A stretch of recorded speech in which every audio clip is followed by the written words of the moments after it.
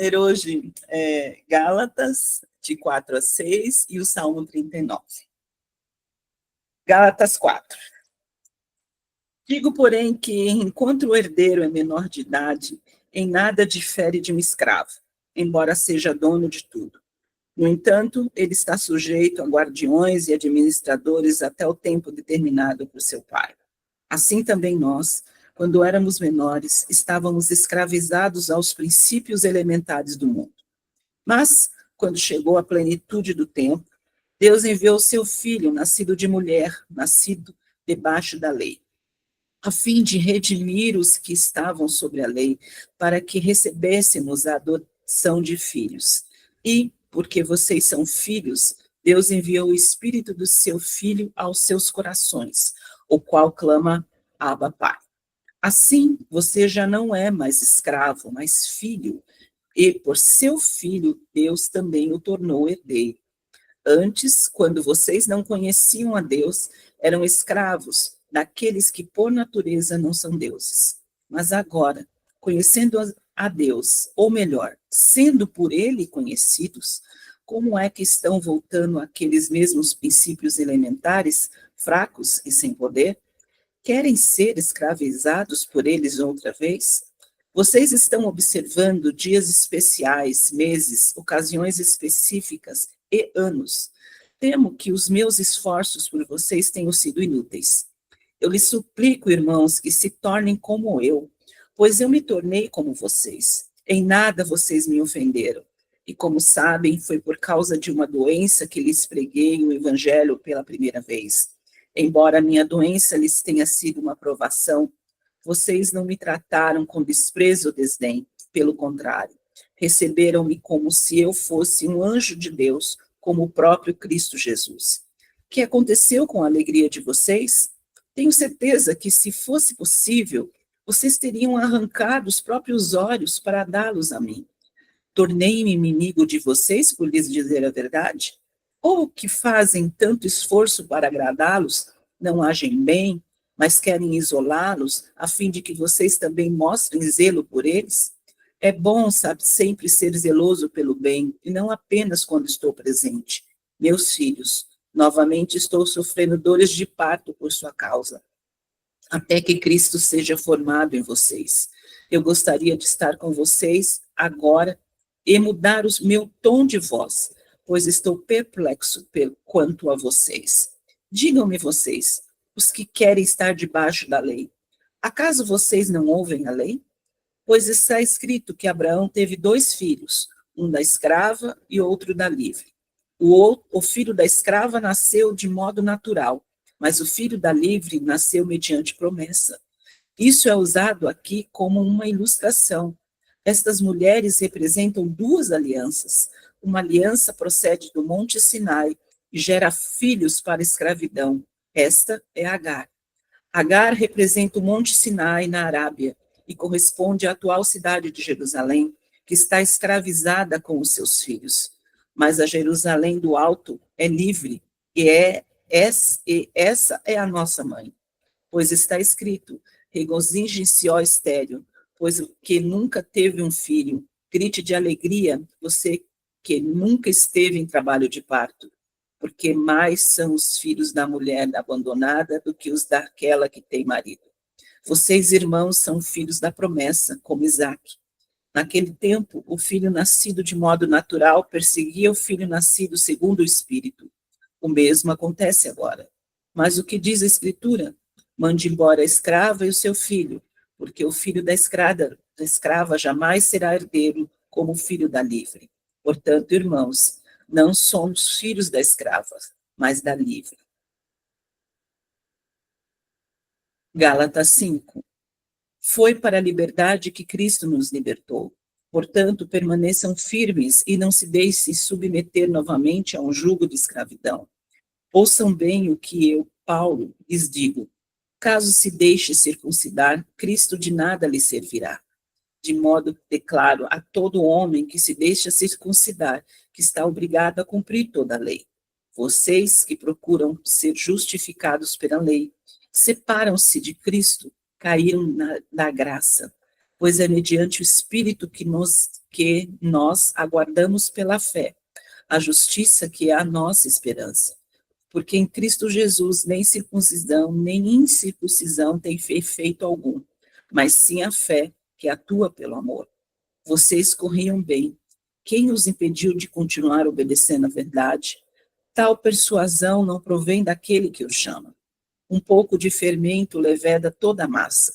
Estou convencido no Senhor de que vocês não pensarão de nenhum outro modo. Aquele que os perturba, seja quem for, sofrerá a condenação. Irmãos, se ainda estou pregando a circuncisão, por que continuo sendo perseguido? Neste caso, o escândalo da cruz foi removido. Quanto a esses que os perturbam, quem dera que se castrassem. Irmãos, vocês foram chamados para a liberdade, mas não usem a liberdade para dar ocasião à vontade da carne. Pelo contrário, sirvam uns aos outros mediante o amor. Toda a lei se resume num só mandamento: ame seu próximo como a si mesmo. Mas se vocês se mordem e se devoram uns aos outros, cuidado para não se destruírem mutuamente. Por isso digo, vivam pelo Espírito e de modo nenhum satisfarão os desejos da carne. Pois a carne deseja o que é contrário ao Espírito, e o Espírito o que é contrário à carne. Eles estão em conflito um com o outro, de modo que vocês não fazem o que desejam, ou não fazem o que desejam. Mas, se vocês são guiados pelo Espírito, não estão debaixo da lei. Ora, as obras da lei são manifestas: imoralidade sexual, impureza e libertinagem, idolatria e feitiçaria, ódio, discórdia, ciúmes, ira, egoísmo, dissensões, facções e inveja, embriaguez, orgias e coisas semelhantes. Eu os advirto, como antes já os adverti, que os que praticam essas coisas não herdarão o reino de Deus. Mas o fruto do Espírito é alegria, paz, paciência, amabilidade, bondade, fidelidade, mansidão e domínio próprio. Contra estas coisas não há lei.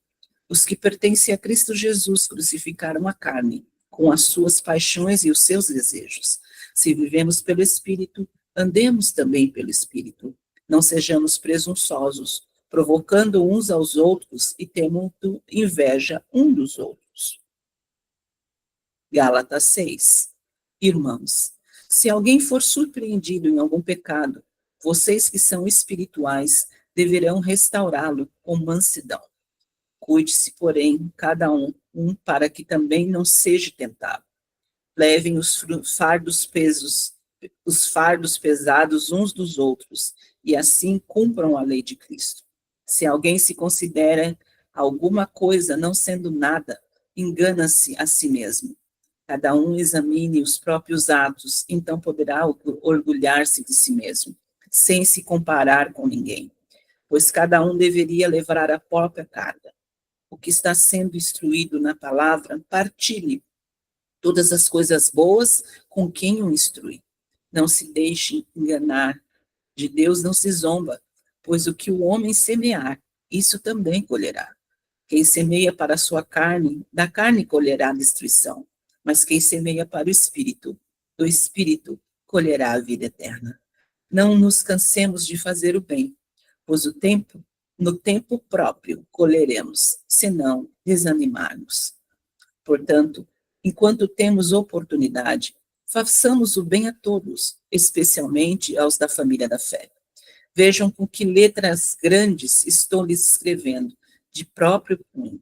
Os que desejam causar boa impressão, exteriormente, tentando obrigá-los a se circuncidarem, agem desse modo apenas para não serem perseguidos por causa da cruz de Cristo.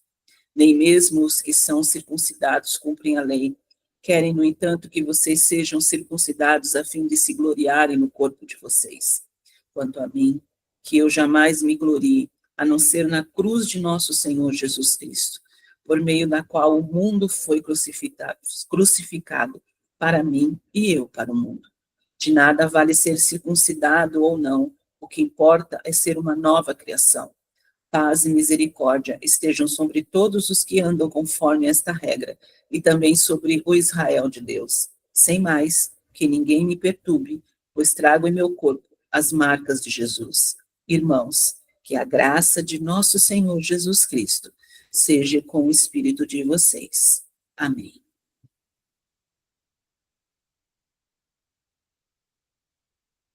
Salmo 39. Eu disse: vigiarei a minha conduta e não pecarei em palavras.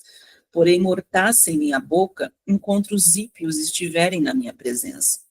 Enquanto me calei resignado e lhe contive inutilmente, minha angústia aumentou. Meu coração ardia-me no peito, e enquanto eu meditava, o fogo aumentava. Então comecei a dizer: mostra-me, Senhor, o fim da minha vida e o número dos meus dias, para que eu saiba quão frágil sou. Desde os meus dias, comprimento de um palmo, a duração da minha vida é nada diante de ti. De nada o homem não passa de um sopro. Pausa. Sim, cada um vai e volta como a sombra. Em vão se agita, amontoando riquezas sem saber quem ficará com ela. Mas agora, Senhor, que hei de esperar? Minha esperança está em ti. Livra-me de todas as minhas transgressões. Não faças de mim um motivo de zombaria dos tolos. Estou calado, não posso abrir a boca, pois tu mesmo fizeste isso. Afasta de mim o teu açoite. Fui vencido pelo golpe da tua mão. Tu repreendes e disciplina o homem por causa do seu pecado. Como traça, destróis os que ele mais valoriza. De fato, o homem não passa de um sopro. Ouve a minha oração, Senhor. Escuta o meu grito de socorro. Não sejas indiferente ao meu lamento, pois sou para ti um estrangeiro, como foram todos os meus antepassados. Desvia de mim os teus olhos, para que eu volte a ter alegria, antes que eu me vá e deixe de existir. Amém. Amém, glória a Deus. Uau, tremenda porção. Gente, Paulo é realmente incrível, né? O nível de sabedoria que ele nos conduz aqui a enxergar as coisas tremendas do reino, e o livro de Salmos, né? Como nos alerta a gente refletir o que é a vida do homem, né? O que é o nosso tempo aqui, e como isso é importante, porque muitas vezes a gente vive uma vida esquecendo, né, que nós temos um time aqui. E isso não deve ser para nos desanimar, pelo contrário, isso deve nos abrir os olhos e entender que nós recebemos uma dádiva do Pai, nós recebemos um presente dele, que é esse tempo que nós estamos aqui. E nesse tempo que nós estamos aqui, define toda uma eternidade para as nossas vidas. E quando a gente vive assim, sem consequências, né, achando que você sempre vai viver aqui eternamente, né, nesse mundo terreno, corrupto, caído, muitas vezes isso tira a tua visão do alvo, né, que é a vida eterna, que é viver e desfrutar de um reino que foi conquistado a preço de sangue pela sua vida. Então, esses Salmos de Davi nos traz essa reflexão de que a nossa esperança está no Senhor, e como é bom viver essa esperança, como é bom contar os nossos dias aqui, sabendo que eles não terminam aqui, mas que nós temos uma eternidade inteira para desfrutar com o Senhor, e Yeshua HaMashiach conquistou isso para nós na cruz do Calvário. Então, é maravilhoso. Aqui a gente vê na carta de Paulo, ele continua trazendo aos Gálatas esse ponto tão importante, né, que foi essa questão de quando o evangelho começa a se espalhar ali para os gentios. E quem era Paulo, queridos? Paulo, ele era um judeu que ele cumpria todos os mandamentos. E ele fala no início da carta de Paulo que ele superava a muitos dos outros judeus, em termos de quê? De disciplina, de dedicação, de cumprimento das leis, né, de todos ali os estatutos, e ele foi discipulado por Gamaliel. Gamaliel era um dos rabinos mais respeitados da época. Então, quem está falando aqui é uma pessoa que tinha propriedade para falar, né? E a transformação que Yeshua causa nele, né, a revelação do reino que ele recebe do próprio Messias, é algo que transforma completamente a visão e liberta ele de todo o legalismo que o próprio Yeshua quebra quando ele vem, né? E é muito interessante que ele dá muitos detalhes aqui sobre isso no desfecho dessa carta. Essa carta é uma carta pequena, hoje a gente já encerrou Gálatas, amanhã a gente entra em Deuteronômios, mas aqui tem um versículo que eu quero destacar, dentre tantos, né? Ele fala, para a liberdade foi que o Messias nos libertou.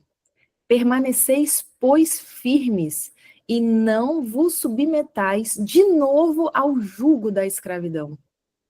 Então, esse propósito aqui para a liberdade, né, é extremamente significativo, porque ele indica que a liberdade, ela não é um resultado, não é uma consequência apenas da obra de Yeshua, mas é o propósito dela. O Messias, ele não nos libertou para simplesmente nos livrar de algo, mas para conduzir as nossas vidas a um estado específico, o da liberdade, né? De fato, a gente viver essa liberdade nele, a gente ser livre nele. Então, é uma ação, quando ele fala, né, o Messias nos libertou, é uma ação definitiva, está feito. É algo que ele realizou, está posto, está determinado, né? Então, quando fala o Messias nos libertou, a gente vem aqui, está no tempo passado, é uma ação que já foi realizada, não é algo que a gente está esperando acontecer. Ah, queridos, pega isso, meu Deus, é tremendo. É uma realidade presente da vida do crente, nós já fomos libertos nele. Isso é poderoso, isso é extraordinário, né? É incrível porque às vezes a gente vê em desenhos assim que conseguem trazer isso de forma figurada, né? De você ver, por exemplo, um elefante.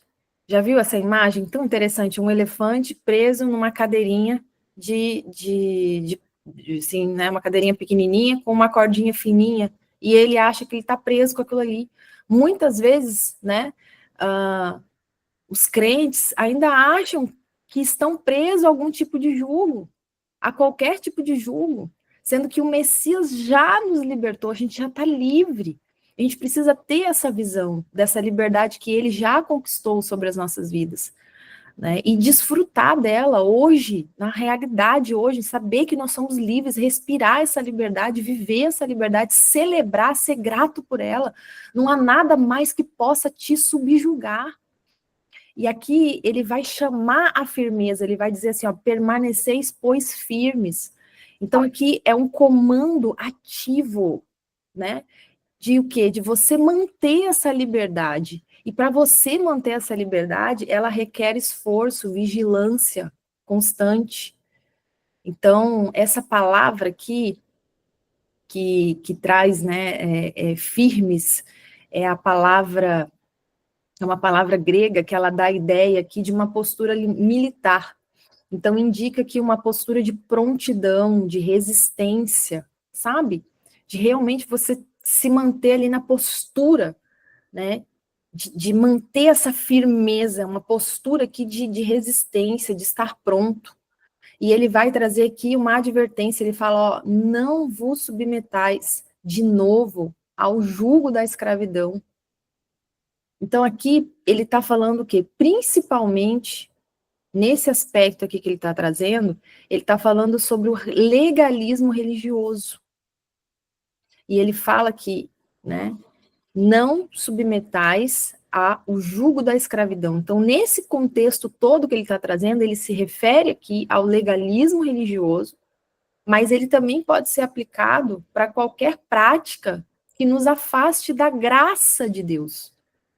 Entendam que o legalismo, ele te afasta da graça. E ele fala, olha, não volta de novo para o jogo da escravidão, né? Aquele videozinho que eu coloquei para vocês ali sobre a história, o contexto de Gálatas, quem não assistiu, assiste, porque é muito interessante o contexto panorâmico que ele traz, né, sobre essa carta que ele está trazendo. Então, esse contexto aqui, porque havia uma forte pressão, né, para que os gentios convertidos ali, né, eles adotassem as práticas da lei de Moisés, e aqui, inclusive, a questão da circuncisão, né, então, Paulo, ele está trazendo, né, esse evangelho, e ele fala, olha, vocês estão querendo praticar outro evangelho, que é incompatível aquele que Yeshua trouxe, incompatível com a liberdade que o Messias trouxe, né, e é interessante que nos outros capítulos ele vai dizer que aqueles que têm em si a circuncisão, eles querem se gloriar, eles cumprem a lei para se gloriar no seu próprio corpo, né? Eles querem ter uma referência, não, eu sou de Deus, eu sou o seu povo, eu sou abençoado porque eu cumpro, eu faço, eu sou circuncidado, e anula completamente tudo, todo o sacrifício de Yeshua, anula completamente tudo aquilo que ele realizou, a obra que nenhum de nós poderia realizar. Nenhum de nós teria capacidade, mesmo que se cumprisse todas as leis, nenhum de nós teria capacidade de realizar o que Yeshua fez por nós. Essa é a graça extraordinária, que a gente nunca poderia alcançar, e ele fez. E ele quer aqui, ele está trazendo aqui que a gente receba essa liberdade. Né? Então, ele vai trazendo aqui que a justificação é pela fé, né? Como ele traz ali no início, falando desde Abraão, que recebeu a justificação pela fé muito antes da lei ser entregue, né? E ele traz aqui que em Yeshua nós temos uma nova identidade, é uma liberdade em Yeshua, essa liberdade em Yeshua define a nossa nova identidade como filhos de Deus, né? Então é muito poderoso a gente enxergar o que ele explica aqui, lembrando, né, que ele não traz a lei como algo ruim, mas como uma tutora, né, que vai te conduzir a experimentar, né, esse entendimento, essa liberdade, né, mas é aquilo, né, e quando Yeshua chega, ele assume o papel. A lei, ela conduz, ela era uma tutora que conduzia até a chegada do Messias, né?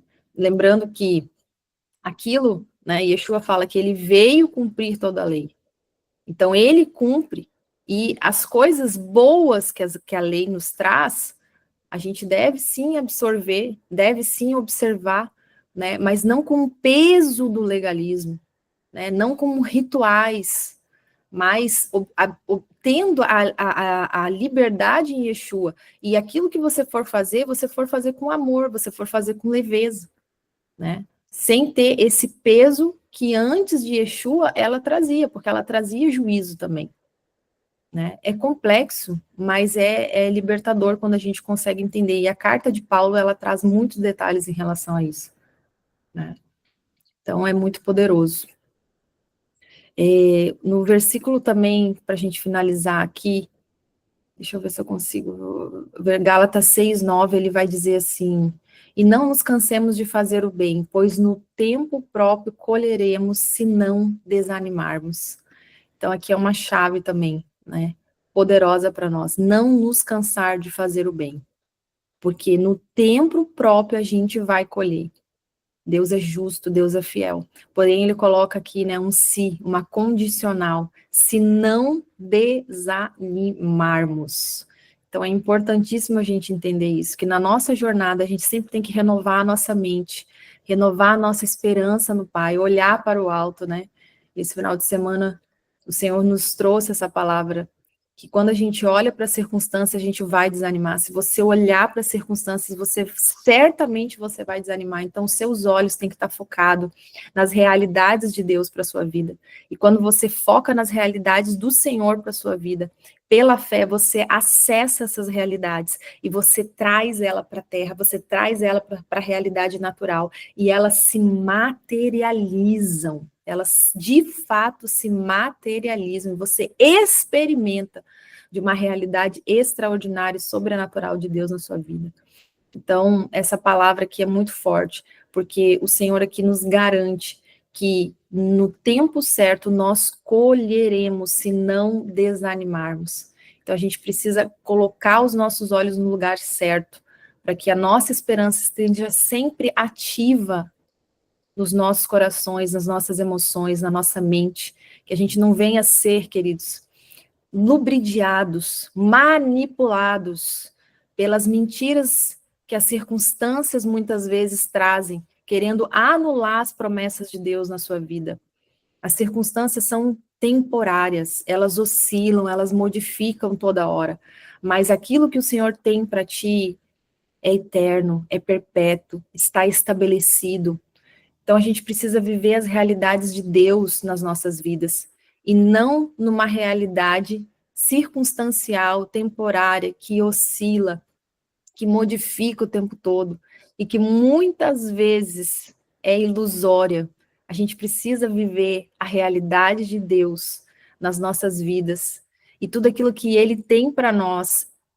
Como a palavra fala, bem sei eu os pensamentos que tenho sobre vós, pensamentos de paz e não de mal, pensamentos de vos fazê-lo prosperá-lo e de dar a vocês um futuro, de dar a vocês esperança.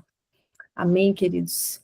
Glória a Deus. Que Deus abençoe vocês tremendamente nesse dia. Amanhã estamos aqui firmes e fortes, com a graça do Altíssimo. Amém? Aleluia. Bom dia para vocês. Amanhã iniciamos Deuteronômios. Bom dia.